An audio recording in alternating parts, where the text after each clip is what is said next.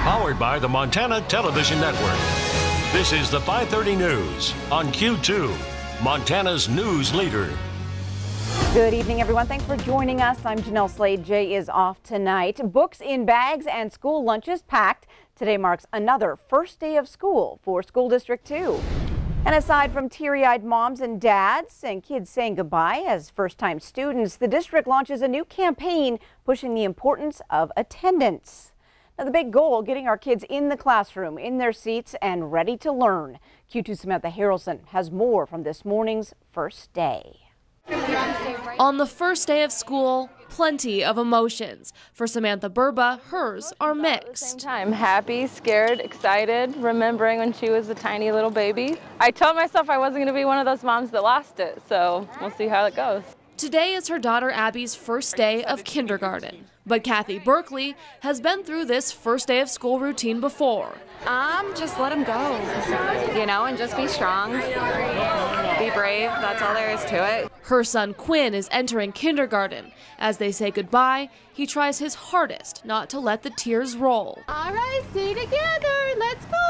It was the same scene all across Billings while the district prepares for what could be a monumental year with plenty of new students, 22 new teachers, and of course, a brand new superintendent. McKinley's principal, Nicole Trahan, says, in fact, another kindergarten class was added at the very last minute just last week. So one of our kindergarten teachers has been frantically working to get her classroom prepared.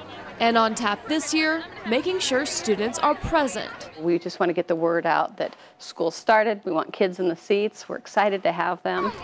Even if that first time letting go is a little hard.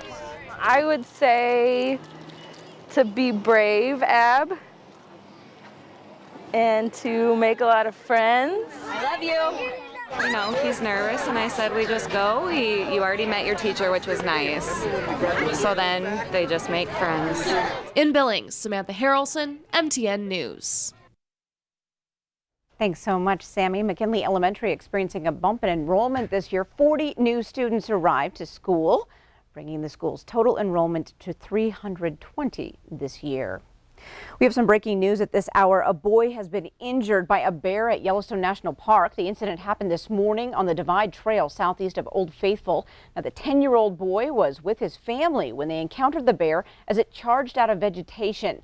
The boy ran away, but the bear chased him down and knocked him to the ground. His parents used bear spray, and it effectively got the bear away from their son. Now, the family was able to walk back to the trailhead, drove to Old Faithful Ranger Station, and then took the boy to a nearby clinic. He suffered injured wrists and puncture wounds to his back. It is unknown what species of bear attacked the boy. The Spring Creek and Divide trails are currently closed.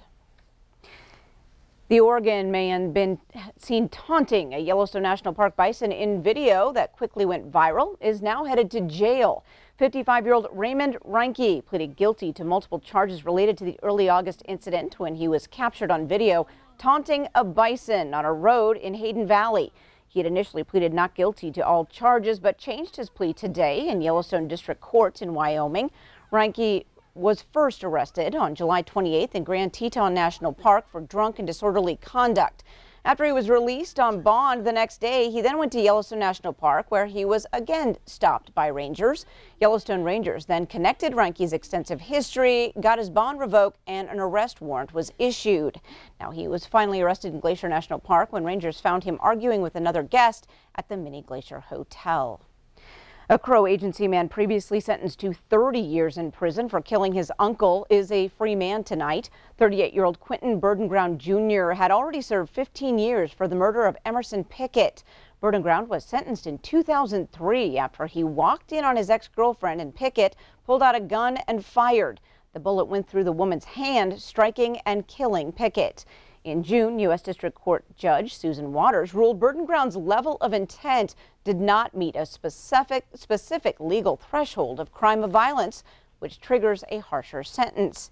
Now, she resentenced him to 14 years for second-degree murder and assault on his girlfriend. The 15 years he served will go toward his new sentence. Due to declining sales, the Montana Rescue Mission will close its Heights Bargain Center and consolidate with its Billings West End store. Sales have decreased the last 3 years for the business on Main Street. The store will merge with the Bargain Center on 24th Street West. Management says online shopping has hurt the Bargain Center and caused difficulty filling jobs, has forced the store to close its receiving area early in the day. Now, the thrift stores help support the Montana Rescue Mission. This has been a very difficult decision for leadership within the Montana Rescue Mission, and our goal is to always be really good stewards of what this community blesses us with, and that's why we've had to make this hard decision. Now, the Hart's Bargain Center will stop taking donations on September 1st. It will close its door October 31st. Well, a colorful walk across the street with a much deeper meaning turns up vandalized in Missoula. Empower Montana says the vandalism may have started as early as Tuesday, and now the group is looking for who did it and how to repair the first rainbow crosswalk in the state. Black tire marks streak across the colorful rainbow crosswalk in downtown Missoula, a target of vandalism. Sunday, Empower Montana installed the state's first rainbow crosswalk near the Missoula Art Museum to show support for the LGBTQ community. No taxpayer money went to the installation costs of the sidewalk, and none is being allocated for future maintenance costs. We did not want any of the burden to fall on our taxpayers. We paid for all of, well, not Empower Montana solely, but our private donors and organizations covered all of the costs. Safety to the public was also strongly considered during the project. The people who helped us over at the city took safety very seriously. That was their definitely first priority, was making sure that it was going to be safe and it was going to be in compliance with all of the regulations. It was a long and thought out process which showed Empower Montana youth leaders the ropes of local government and provided some valuable experience going forward. That was one of the most exciting parts for me, was to watch our, youth meet with John Engen and meet with these people from the city and have a positive experience doing that. After all that hard work, now repairs are already needed for a crosswalk that has only been completed for 4 days. This is a good reminder for people that we are still experiencing a lot of hate. The outpouring of community assistance might also show some LGBTQ members that they do have support from people in the Garden City. It's easy to focus on the negative and the really